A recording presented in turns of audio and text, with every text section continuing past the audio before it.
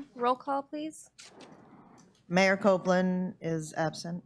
Tom Baylor? Here. Ken Jones? Present. Jeff Guard? Here. Melina Meyer? Here. Ann Schaefer is absent. David Allison? Here. And David Gleason? Here. That's quorum of council. All right, so the work session topics we have are the ordinances and the 2020 budget. So I'm going to turn it over to our city manager to go over the budget with us. Okay, so just to be clear, I did send you all this document. It says draft across the front.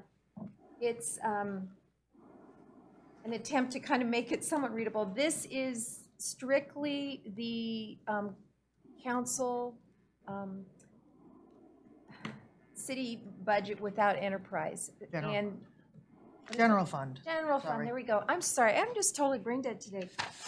So this is the general fund budget without enterprise. Enterprise is gonna be zero-based, you know, Do we have anybody on the phone?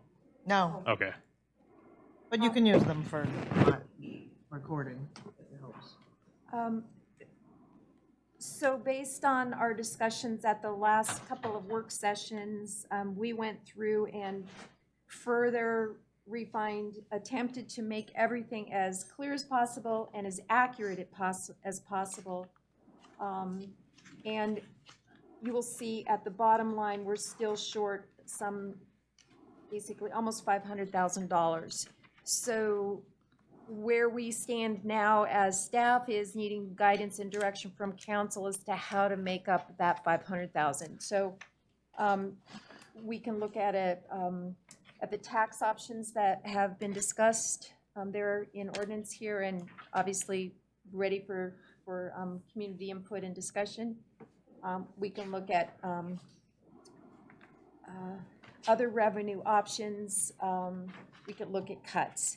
And basically, and/or a combination of all three of those things. So right at the moment, basically it's open for discussion, questions.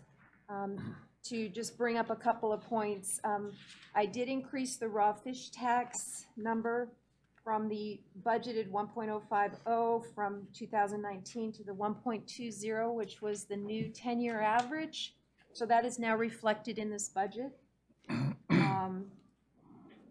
I did not include any of the tax options, but any increases that have already been approved in utilities or other things have been included in this document. So I guess at this point, I can open it up to your questions if there are any. I've met with some of you about the budget, and there were some questions raised. And I think I'm ready and prepared to answer whatever. Okay, yeah. Yeah, go ahead. Okay, so the two that I think we could knock out of here is the federal lobbyist, which is about 45 grand. And then, as far as I remember, we decided to table that. Right? Or We decided to talk about it, but we haven't decided we wanted it yet, though. So that would be 45 we could take out. And then I'm curious, how much are the raises for non-union employees? What's that value in this budget? I don't have a total, but it represents the 2% COLA. Since the union got it, plus step increases, we are giving all exempt staff a 2% COLA increase. We haven't done that for a number of years, so I don't have a total budget impact of what that is. I can get you that number, but I don't have it at this moment. Okay, so I'm not knocking the employees. They are fabulous, but we don't have the money to hand out that raise, I don't think. And I think that would be something we could talk about. You know, I'm just one vote, but I do think that's something we could talk about. We're asking the citizens to pay more in sales tax or alcohol, tobacco, and marijuana tax, and then we are, you know, giving our employees a raise. The union stuff we're stuck with. But that one we're not, so. True. I think, back to your first point, I would agree the federal lobbyist number is totally not needed at this time. I have no issue with eliminating that from the budget. I also think open for discussion is our general state lobby budget item. I think since we don't have any big projects that warrant a real concerted lobbying effort that are directly related to Cordova, I think we can look at that number as well. We do have the opportunity to be part of a pool of lobbying efforts that are being directed by AML for ferry, for harbor, bond issues and other things like that. So we will not be adrift in that arena if we were to just join in with the lobbying efforts of AML in that. Councilmember Guard? the federal lobbyists, we were talking about having no big needs, wants, or desires that were strictly Cordova, but that was the money we were talking about putting in for the harbor. And if we don't have somebody back there helping keeping our project on the top of the pile and walking it through this year, I think we drastically decrease the chances of us being able to do this with some portion of somebody else's money in it. When can we reapply for that grant, This, though? this year? We can reapply this year, but I did some research on it, and there are two types of grants. One is an administrative grant where it's run by a program where they have criteria and they rate you against other applicants using a set numbering guidance system. And it's done by staff and/or people who are appointed to help with evaluation. There's that type of grant. And then there's the other kind, which is usually legislatively directed, congressionally directed. And the harbor grant that we're talking about, the bill grants, are administrative grants. And we have to fit into the criteria, and there's no amount of lobbying effort that will help with that.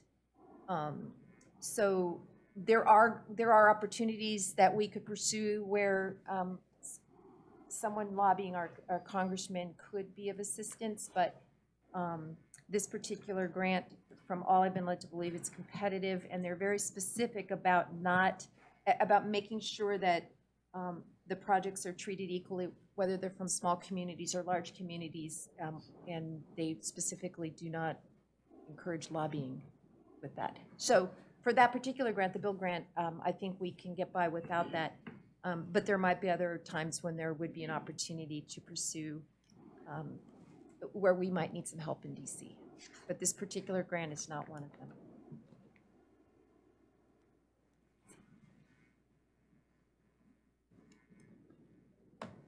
Go ahead, Councilman Jones. So I would agree with Councilmember Gleason that I think that there's some more things that need to be looked at and evaluated for further cuts before we pursue implementing or raising taxes.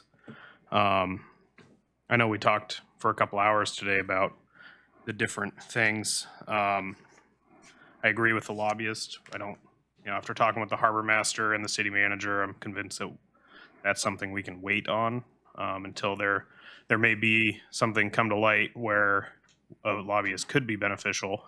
But at this time, going after this build grant, it doesn't sound like that's going to help us at all with the build grant process. But there could be another grant process down the road where we'd want to do this. We could evaluate that at that time. And another idea I had for that is maybe the harbor, if it was really going to be that beneficial, maybe the harbor could elect to put up the money to fund it specifically for a harbor project. That way, that's the only job for that lobbyist, and they don't get weighed down with other things. With the raises for the non-union employees, I could get on board with waiting on that. I know that they've worked a long time without a COLA increase, but when we're looking at raising taxes, I'd like to see us make every means possible to avoid having to raise taxes, and I think that's kind of a low-hanging fruit. I hate to say it that way. There was also the $5 an hour for the police officer positions. I was under the understanding that those were union positions that already negotiated up. And so an additional $5 an hour for those positions, I thought might be something we could look at for savings. There's, in the past, when we went through this exercise of cutting the budget with Alan, there was quite a bit of travel that we were able to zero out. It's not much when you look at it line item by line item, but when you add it all together, it's, 40 grand, 50 grand for the whole city, including the mayor and city council travel and training, reduce that. So we're taking the burden onto ourselves as well. What was some other ones here? Oh, there was information services had a museum position, I believe is currently vacant. I was wondering if we could utilize volunteer efforts in that, if we had to hire for that position, or I'd let, that was just an idea. Obviously, the staff knows more about that than I do, but I know in the past they've been able to use volunteers quite a bit, and not sure if that could be continued for another year. And then I had the question that you were able to clarify for me is on the, second to last page, third to last page, the 785 that seemed out of place on the bond debt. There's a missing line item there for a 2009 GO bond, which is the 785 is that payment. So it's not actually a new payment as it appears in this budget. It was a payment we've been making since the school was reconstructed. It just didn't have its own line item in this budget.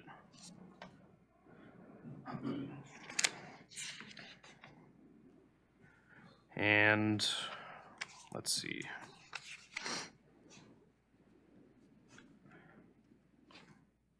Then I wasn't sure in the EMS position that was just hired, there was possibly some savings from the person they chose in the healthcare line item for that department, because they didn't have a family. I was curious if that was going to amount to anything, or if you might have any idea on that, Helen.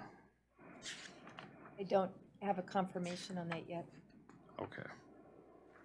Yeah, I just saw that was a raise of $17,000 in that category. So if that didn't have to go up, that would be nice.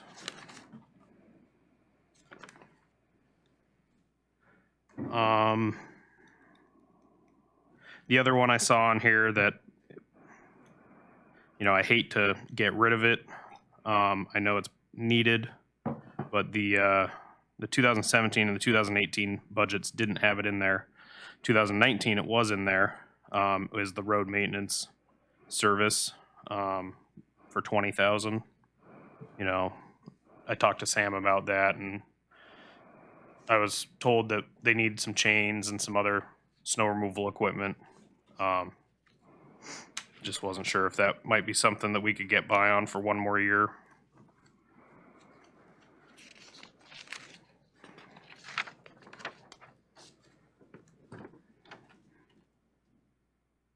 And then the chip seal going up 10,000.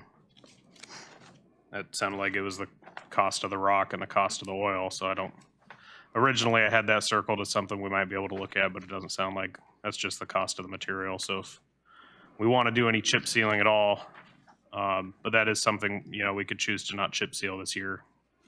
And we get behind on our deferred maintenance a little further, but that could be a savings there. I see in 17 we only did 20,000 instead of 70,000, so that could be a savings there if we chose not to do any chip sealing this summer.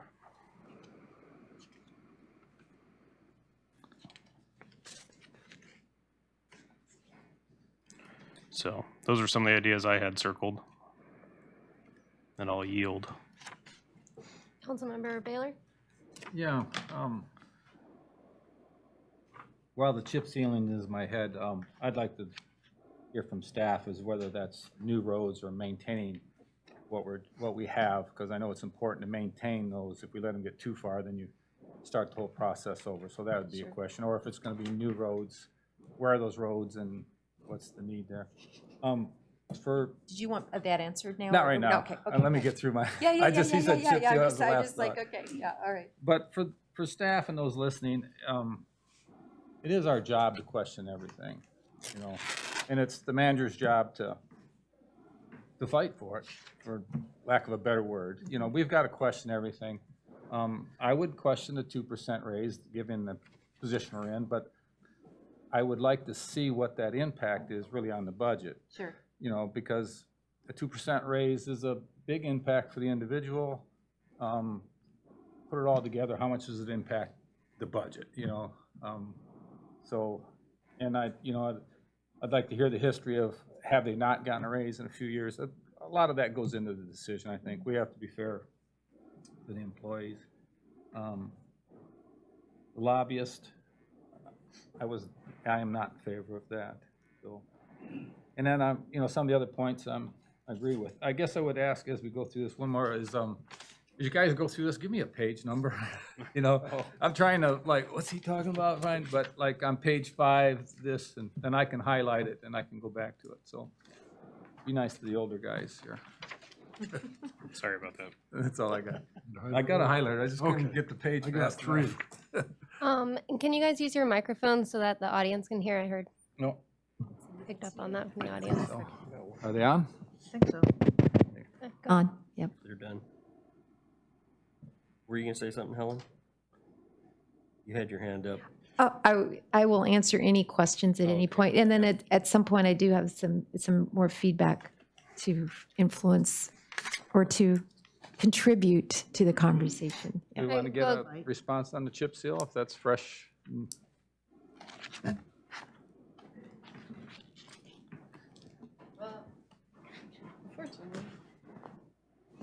My guess would be a combination of both. I don't know. Typically, it is a combination of both. We do maintenance. They were talking out at 6 Mile, Black Sheep, Olson, but I don't think they have a firm plan in hand. Typically, they like to wait to see what the aftermath of winter is and breakup before they decide on especially maintenance coats. So I would guess a combination. I don't know what the new ones would be, but Olson and Black Sheep are not chip sealed.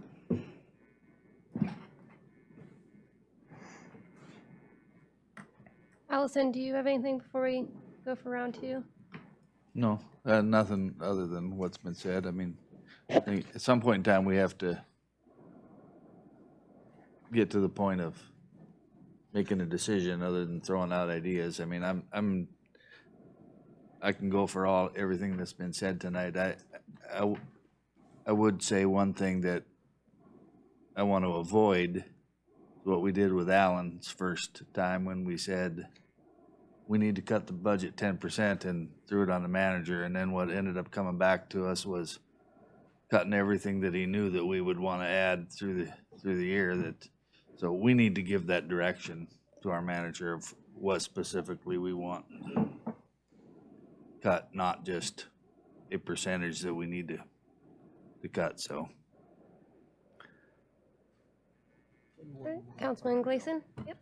So I thought Tom was gonna bring this up, but, so you had the refuse employee that quit, and if maybe the refuse department can do without rehiring, I don't know, they don't bail anymore, and I don't know if they have the same amount of employees that they had when they bailed.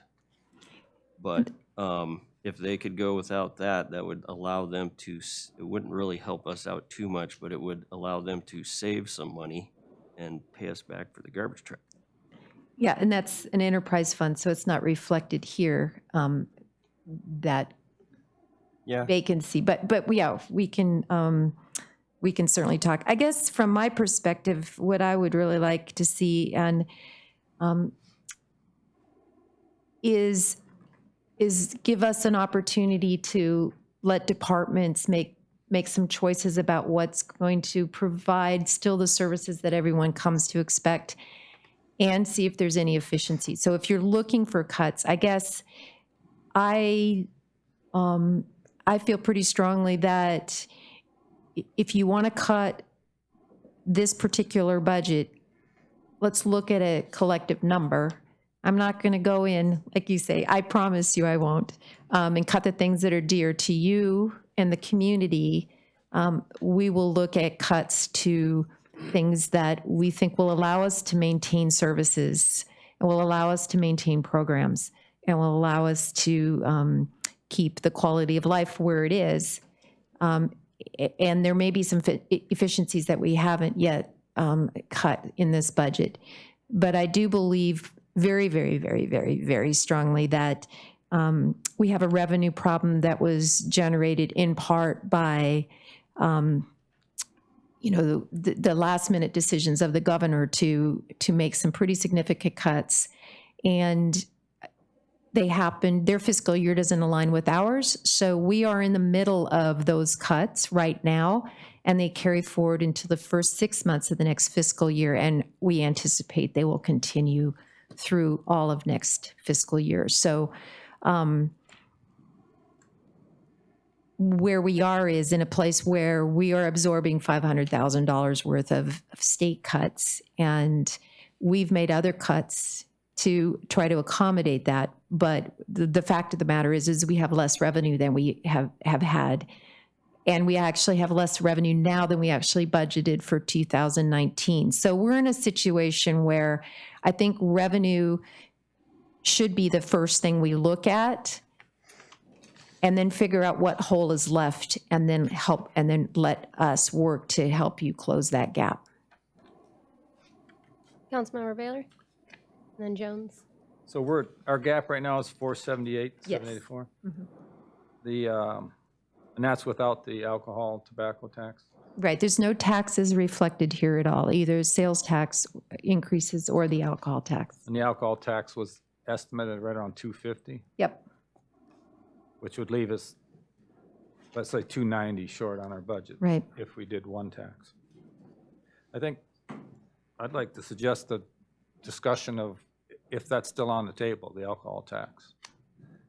It's Because it part of makes the a work difference session. on so how we can far we talk about it, yeah. go on cutting this budget. Jones and then Guard. I don't think he's had a whack at it yet, so if he wants to go before me, I'd be okay with that. Oh, okay. You're on the hot seat. Yeah, I think I'm being lined up for something. So this also, besides the $478,000 deficit here we've got, it also doesn't reflect the timber sales receipts that we don't know whether we're getting for not or for sure. So that's Right. $500,000. So when we started down this road, our kind of collective thought was that we can live with not budgeting for that if we don't get it, as long as we figure out funding for the rest of it, and that'll leave us basically $500,000 to dive into the permanent fund for if we end up short. But I'm not comfortable going way more than that, or going more than that, depending upon our permanent fund, because I believe this is just the tip of the iceberg on what we have to look forward to for bad financial years from the state here for about 3 more years anyway, unless certain efforts prevail. And it may not change that drastically then. I mean, I think we're in for some bad times, so I don't think we want to spend all our nest egg in one fell swoop.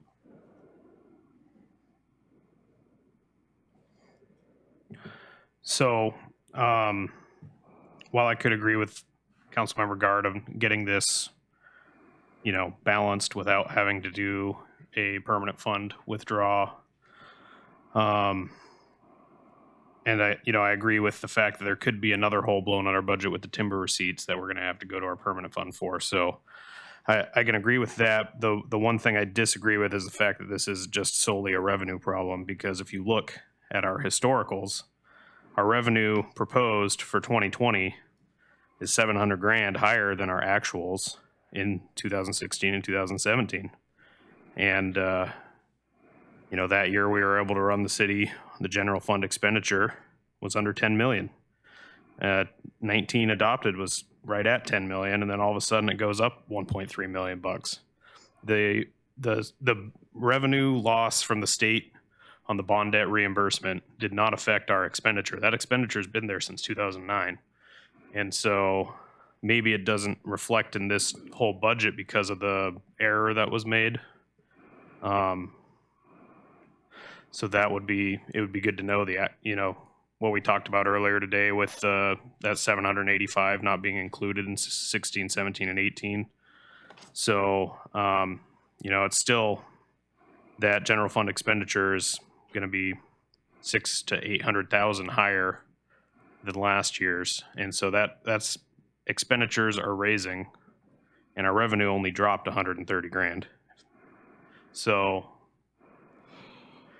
that's my sticking point at this juncture.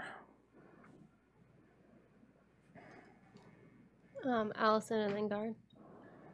Yeah, so, question on this current version also includes a $300,000 reduction to the CCMC from the original proposal. It keeps it the same as last year. Have they submitted their budget yet? I think they were gonna do it last night maybe, or? I got it this morning. They have a $1 million hole in their budget, just over $1 million. And obviously, they're in the same position that we are, which is looking at what do we do about it. I mean, clearly, if we could write them a check for $1 million, they would be thrilled. That $1 million hole, is that without anything from the city, or is that with our 600,000? Without anything from the city. Go ahead, Councilman Guard. Yeah, well, we're on the subject I was trying to go to, because I think the extra expenditures we're talking about last year for over the line were, a big portion of those were CCMC dollars. To buy us out of PERS, do all that stuff. So if we don't find a solution to CCMC and we cut another $300,000 off of what we had already talked about doing it, all we're doing is shuffling numbers around, and in the middle of the year, we're gonna be right back there where we were and looking at dollars short. Part of our job here is not just responsibly trying to get this number as low as we can, but realistically looking at what our dollar demands are gonna be community-wide over the next year.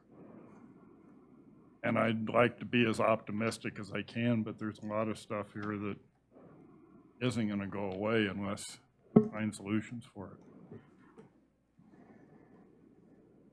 Allison? Yeah, I guess I'm still supportive of the surtax. And even though I haven't seen comment one from the community, other than the comments that I solicited myself, from the few that I had last time, I didn't have anybody new talk to me. I didn't have anybody, didn't see any comments on the Facebook post from the chamber, other than my own. But I'm leaning against the sales tax. I think with the reduction to the CCMC and with some of these other savings and adding the surtax in, I think that we can balance without too much heartache all around, so. Councilman Gleason. Yeah, I'm the same as Dave there. I'm in favor of the alcohol, tobacco, and marijuana tax, and I've changed my mind on the sales tax. I've talked to businesses and lots of people, and I'm getting the same thing from everybody.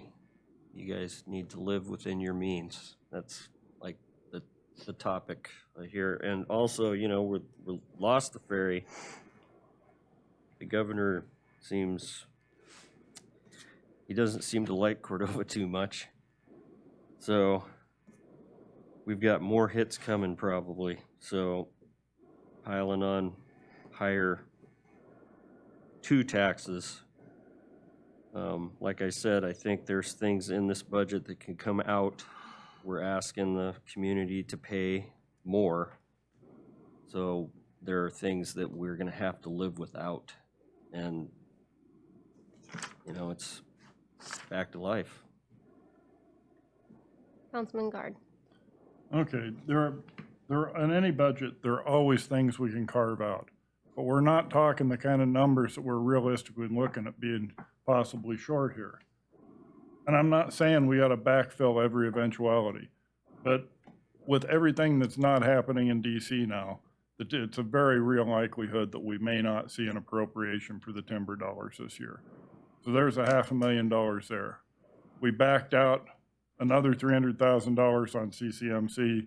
So if nothing happens there, that's another $500,000 we're going to be in the hole there. So we're back to being $1 million short without any of this. And there's no way we're making up $1 million on cutting $45,000 for a lobbyist here and $5,000 here and $20,000 for chip sealing here. I mean, these are all meaningful dollar amounts, but they're not the kind of dollars that we're talking about here. So I am in no way, shape, or form a fan of taxes.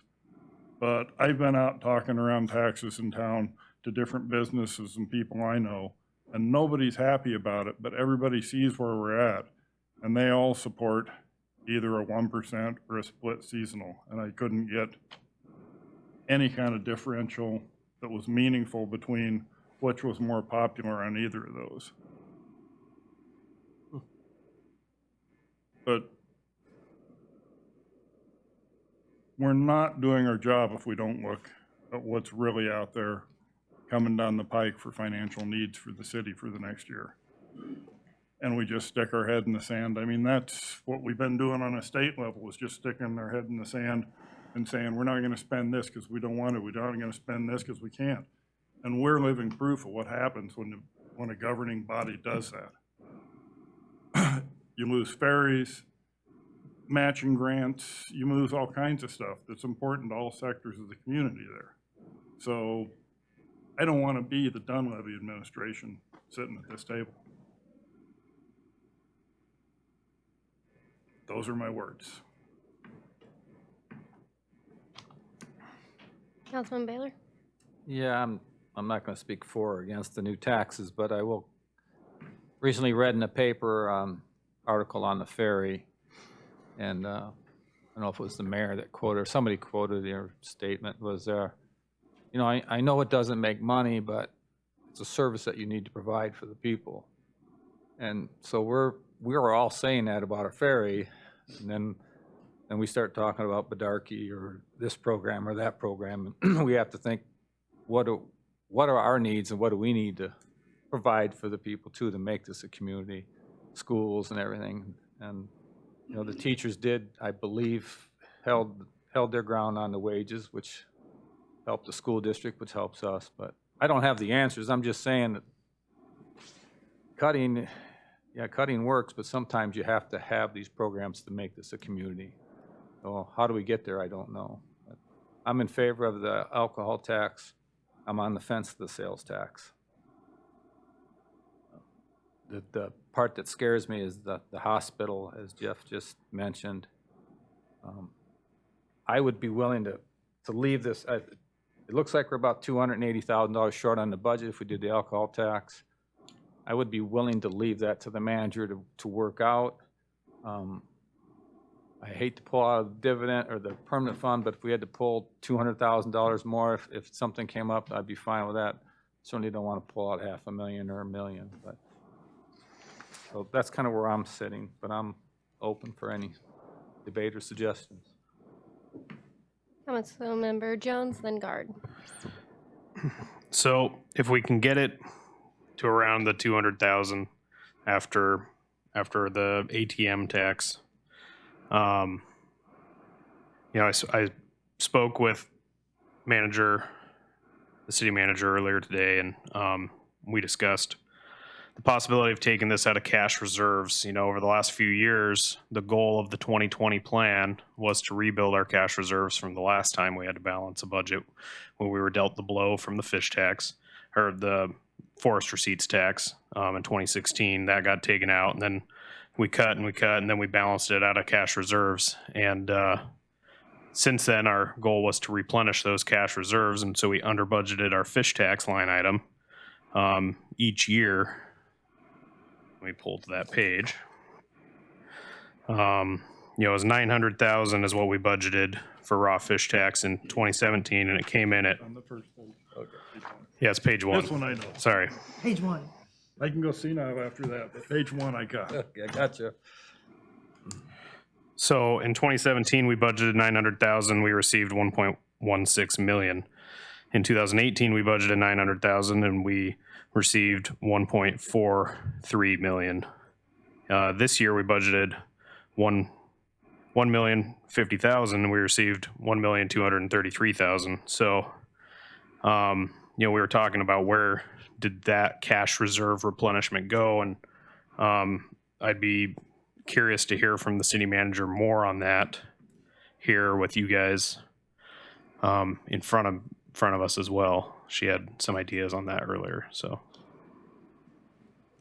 I can honestly answer that I don't know for 16, 17, and 18, how the balance, how the difference between what we budgeted and what we actually received was either expended or saved. I have no idea. But I can find out. I'm just going to have to do a little forensic work. We don't have a finance manager right now, so I'll see what I can find. But I will say that for the 2019 budget, we did get more from the raw fish tax for 2019 than we actually budgeted, but we are absorbing in this calendar year $200,000 in reduction of revenue from the state that we actually budgeted to receive. So it more or less becomes a wash. That said, we're heading into the end of this fiscal year. I'm hopeful we will see some bottom line savings. I don't have any way of knowing exactly what that number is going to be until the end of the year. But we are not going to be in an overexpended situation. We're going to be, we might even have something left, which could then be dumped into the cash accounts and provide perhaps for some of this, some resources that we're talking about. But I think one of the things that we need to keep in mind is that our revenue problem really starts hitting in the second half of our fiscal year. That's always where it hits. That's when we see whether or not we got what our numbers for raw fish tax. That's when we see whether the forest receipts are going to come in. So in a way, the problem that this budget creates and solves is really going to be realized from July 1 through December of next calendar year. So I would like for you all to consider taking resources from cash and applying it towards this budget, and let's just see where we end up. As of July 1, we can make budget amendments, we can do some different types of cuts, but right now, we have a budget that says this is what we need to go forward as a city to provide the services that we have come to expect. There is a big hit to the budget from the collective bargaining agreement that was approved. And so much of that increase that we're talking about was a personnel cost negotiated between the city and a union and approved by this body, I assume. And so we're now in a situation where there's some things we can't cut. And I believe that we're in a situation where we need time to figure out the appropriate solutions. So I'm just going to keep pushing that with you all. And I'm hopeful that the thought of taking from reserves possibly, or not reserves, from our cash accounts to plug a hole. And then my commitment is that I'm going to go out and find money. That's what I'm hired to do. I'm going to go out and work with our department heads and find savings. And hopefully between all of our efforts, we can find a way of not only balancing the budget, but giving us an opportunity to replenish any cash reserves or whatever we call it, whatever that source is, we can replenish those by year end. Councilmember Guard, then Gleason.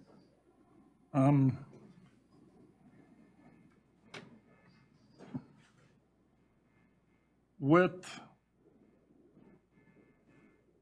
very possible shortfalls we've got out there, aside from the number we have right here on the table, the $478,000, I'm reluctant to take money out of reserves. If we want to look at just balancing for this after taking a third of the dollars away that we realistically projected we're going to need for the hospital, to pull them off the table just to get the dollars to balance, and looking at timber receipts and stuff, we'd be looking at, needing to go in $1 million into cash reserves. And it hasn't been that long since, and I don't know how far away from it we are, because we're coming into the time of year where it becomes much more readily apparent. But I can remember the last couple of years when finance would start talking about having to wait for this check to clear before they could run and pay this vendor that we got stuff from and make decisions who was on the top of the pile to get paid for who was going to yell the loudest for a little bit. I don't want to see the city get back into that kind of position again.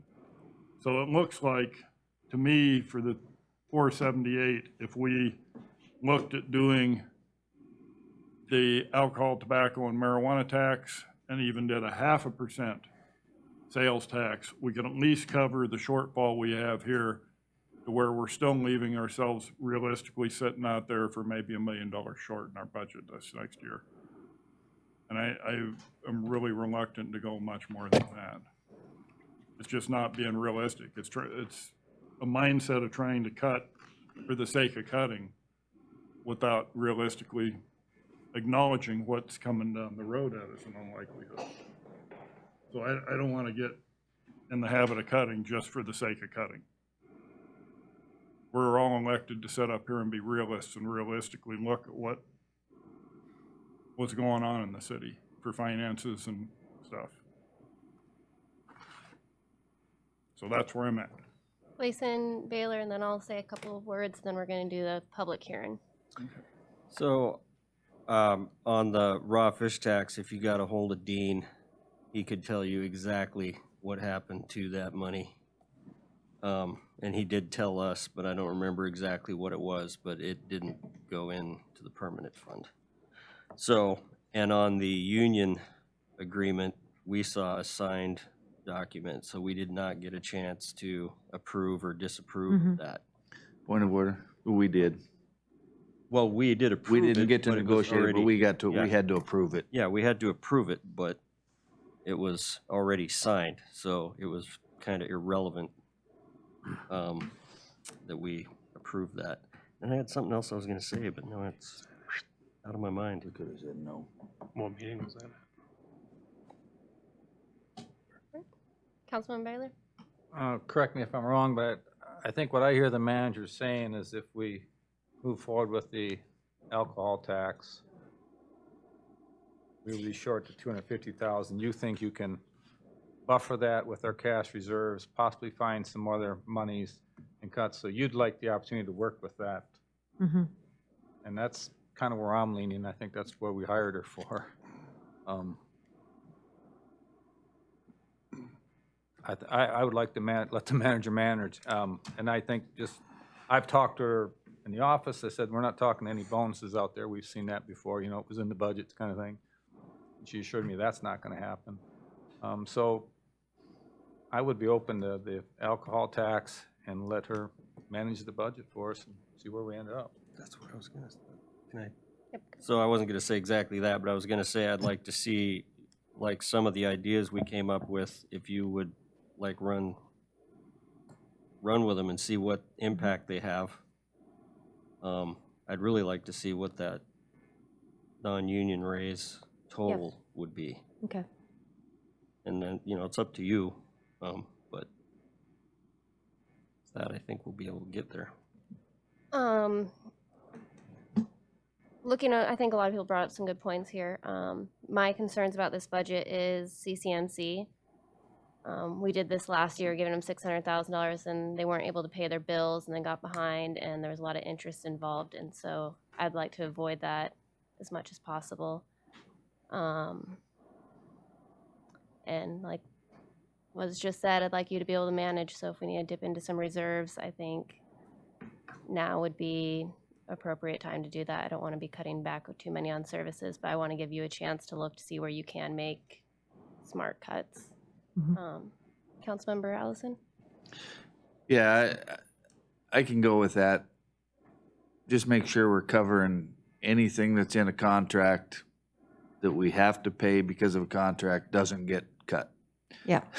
Because down the road, we're gonna end up having to pay that if it's in a contract, and that was where we ended up in trouble the last time. So I don't have any trouble. I trust that you will do the job. I don't have any problem taking a couple $100,000 from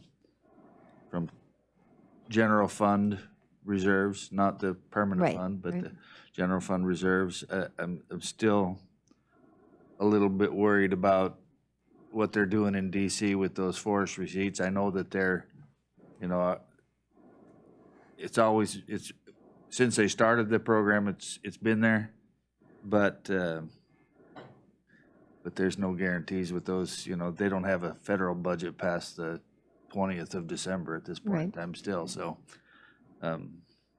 so we'll see what happens there. But I think you can make it do with some of these ideas.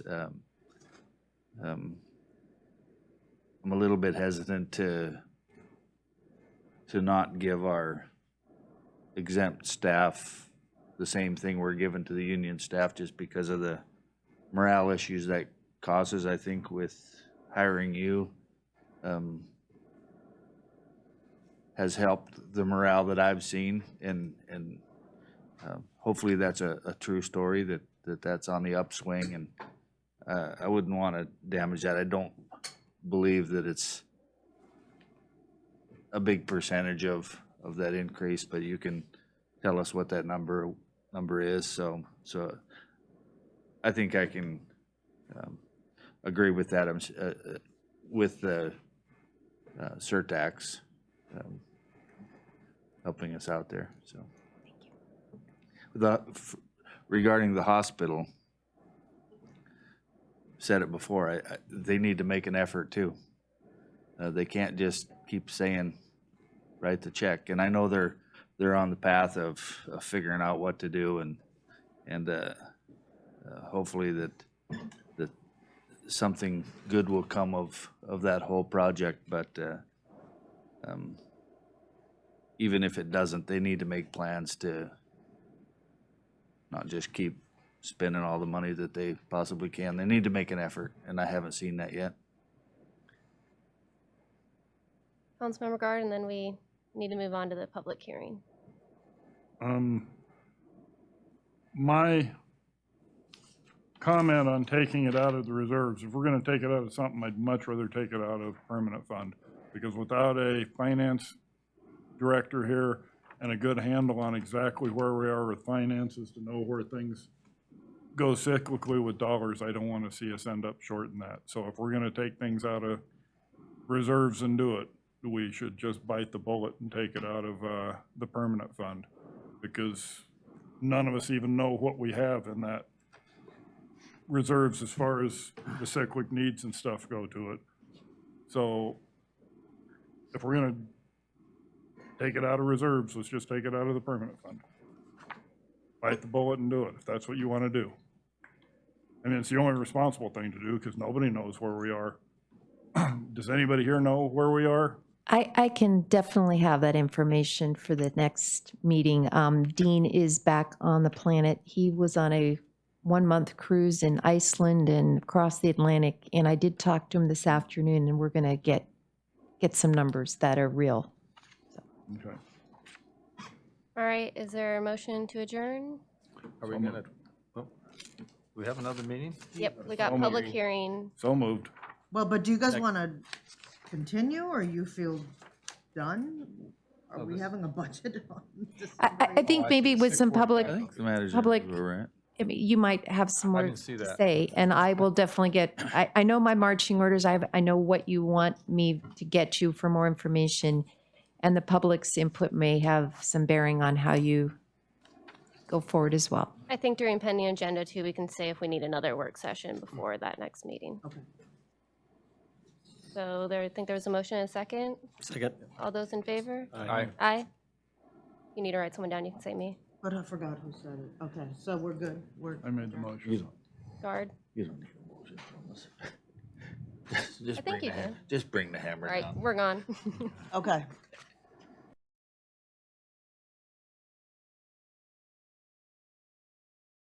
Council public hearing to order at 6:51 PM. Roll call, please.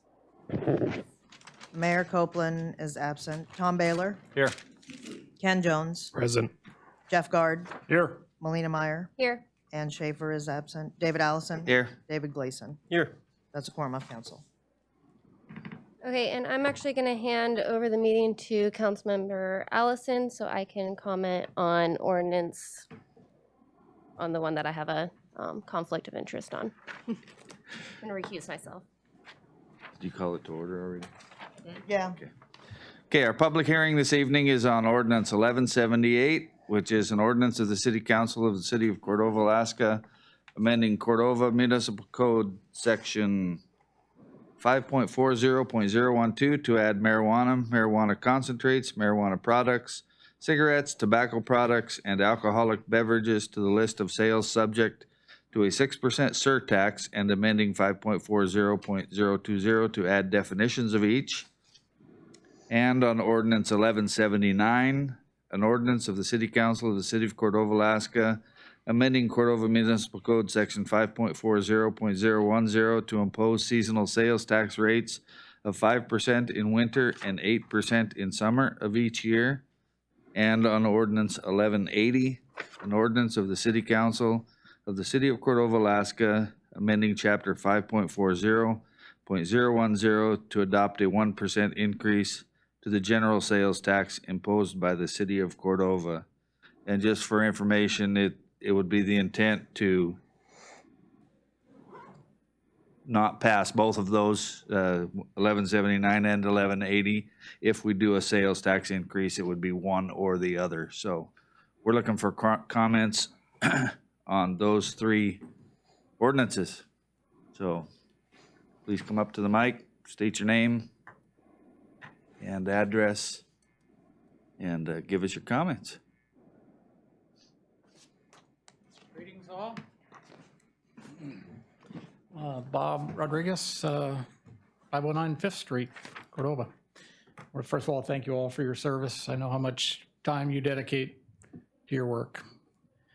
I don't have any prepared notes, but I want to just urge you all, I think the majority of people here, they're all going to offer comments, and I hope you'll consider what their comments reflect. I hope, but I'm skeptical that everyone will have the best interest of Cordova long-term, and that's your job. If someone has a vested personal interest, you need to consider that. I personally, I haven't heard the numbers on the two-phase sales tax. I think it would be a great way to raise revenue from a source that is relatively untapped, and that makes our seasonal visitors that come here. So I kind of lean toward that direction. I don't know how much of a burden it places on vendors in town, but I think it would help the long-term residents to stay here year-round.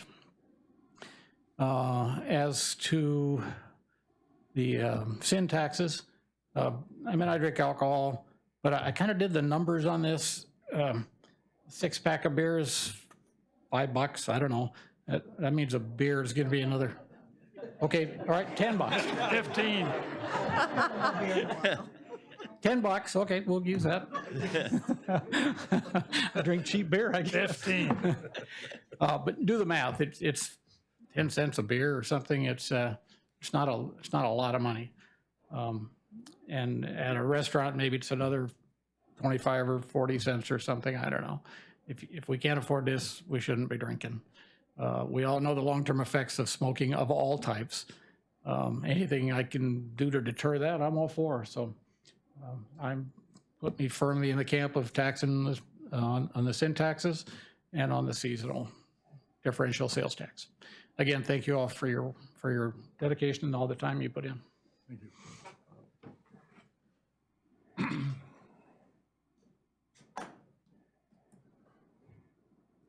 How'd you get broken, Robert? Oh, meniscus. Getting old.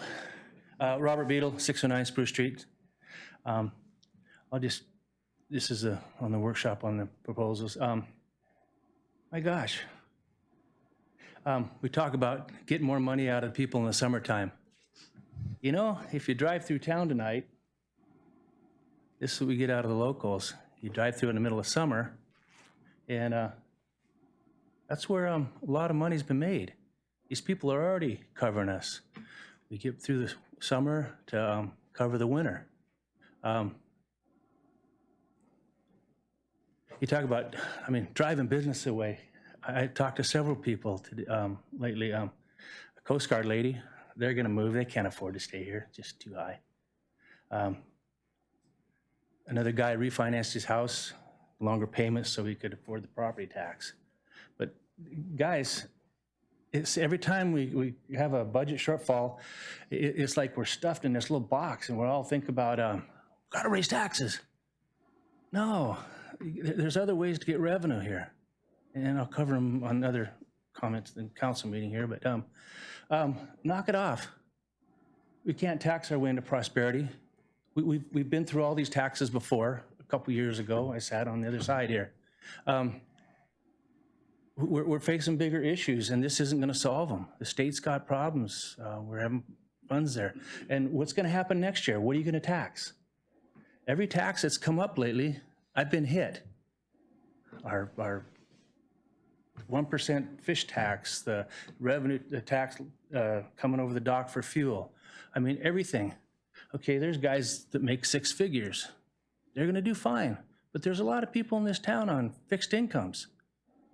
And these taxes, it reminds me of Dunleavy's lady there that did them. She just does the math. The thing is, businesses are going to have to pay more. So they're going to have to charge more, and on that, I'm going to pay 6%, 7, 8% more. So it's more to it. And the long-term effect, what are you trying to accomplish? I mean, get through this year? So I think you guys we need to quit working on this here. There's other things, and I'll bring up later in council. But and then. You're going to regulate whether I have a beer or smoke a cigarette or smoke marijuana it's bad for you anyway. They're just going to bring it in from outside. I don't think it's going to, it's going to be, it's the wrong way, guys. We need to get out of this box, this rut. So you're against all 3 of these taxes, right? Yes. Okay. Why we keep raising taxes? We reviewed all this before, and we went to something else. So I knock it off. Thanks, Robert. You want me to do 3 minutes on each? Sorry. Should have thought of that ahead. Anybody else?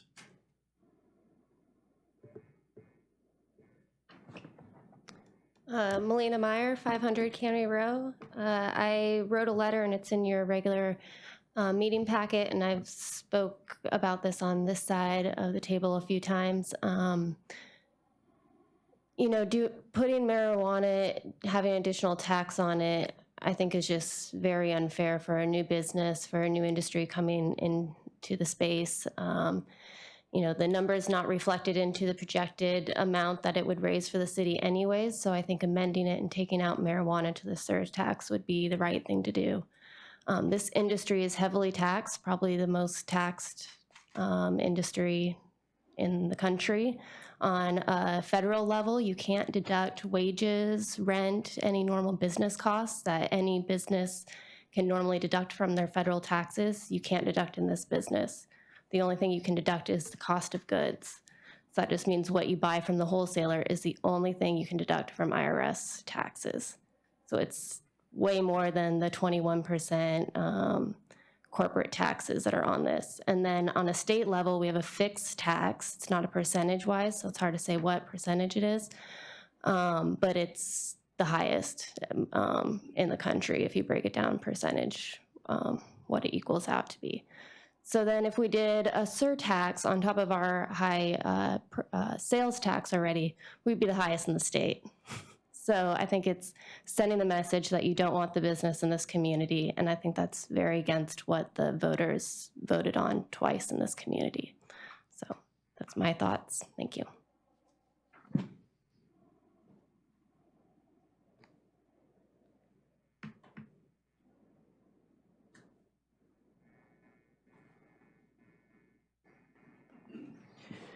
Barb Jewell, mile 2.2 White Shed Road.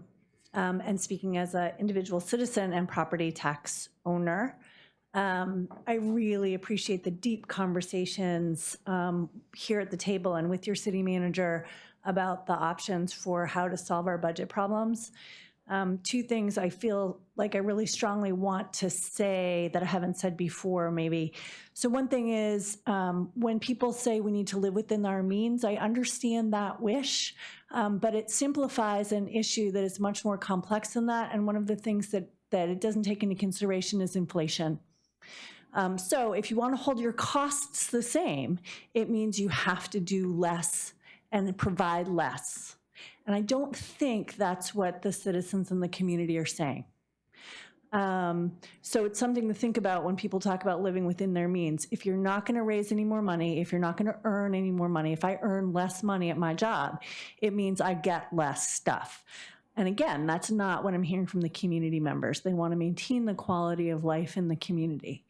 The other piece that I mentioned to you is I was recently traveling, and for whatever reason, I was looking at what people pay in other states and taxes.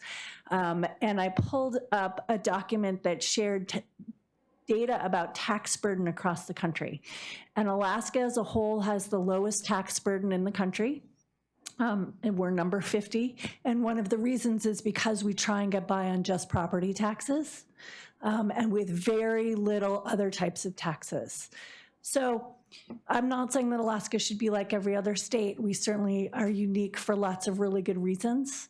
But it's something to think about when we can't balance our budgets, is that we're not using all the tools that other states use to solve their budget problems. And I would encourage us to think about that as you are in looking at these ordinances. I'm a strong proponent in spreading the tax burden as widely as possible. I think that's the most fair way to do it. I think that a seasonal sales tax might be the way to do that. And again, I appreciate all the hard work you're putting into this. Thank you. Thanks, Barb. Thank you, Barb.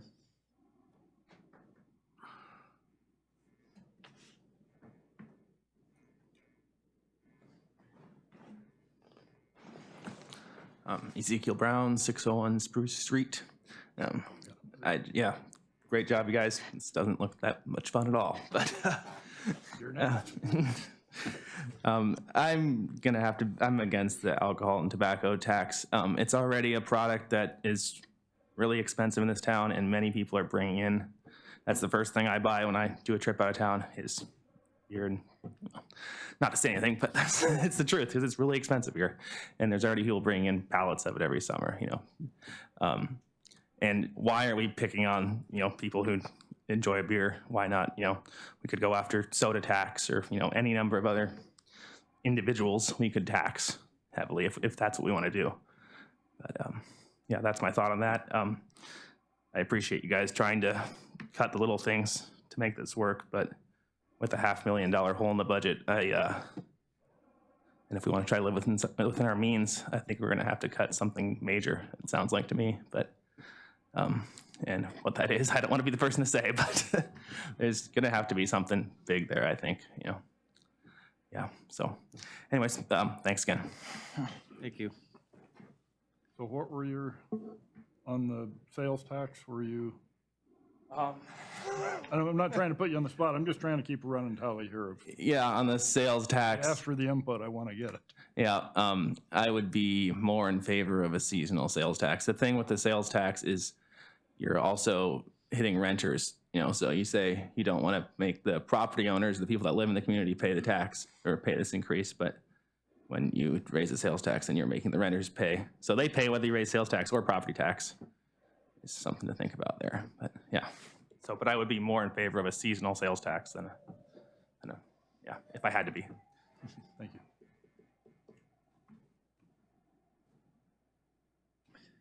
Anybody else on the workshop?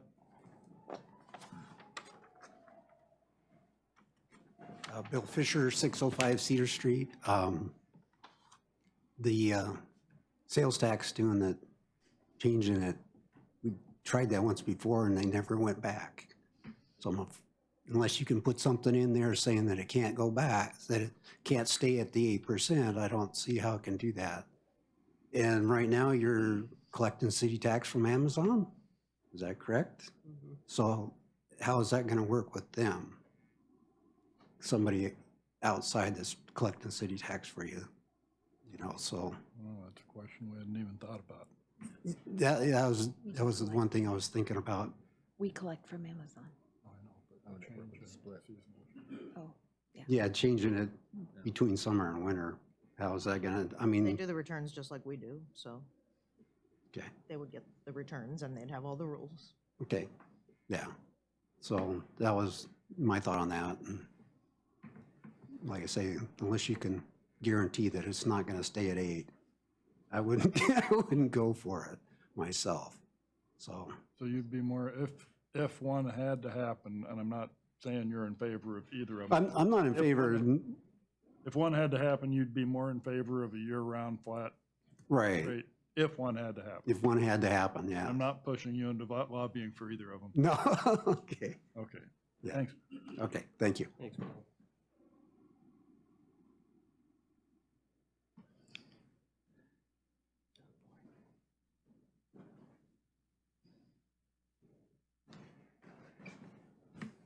Mark Fronapple, 813 Woodland Drive, Cordova. As far as the taxes go, we've talked during these workshops, and my attitude has a little bit changed about the city sales tax, having talked to certain employees, different businesses in the community, as far as the amount of work involved in collecting and changing from a summer tax to a winter tax. My concern is the same thing that Mr. Fisher's concern is that we do what we say we're going to do. I support a seasonal sales tax. Communities like Whittier, other communities in the state have a split sales tax, and it works well for them. But we have to do what we say we're going to do, and if we're going to do it, don't come back next year and go, well, we need to do 6 and 9 because we spent all the money and it's not there. So I do support it, but I would request of you guys that that you stick by your word and leave it where we need to be. Thanks.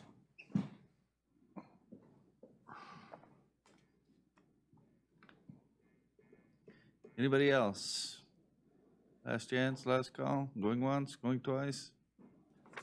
Okay, we'll call the public hearing adjourned.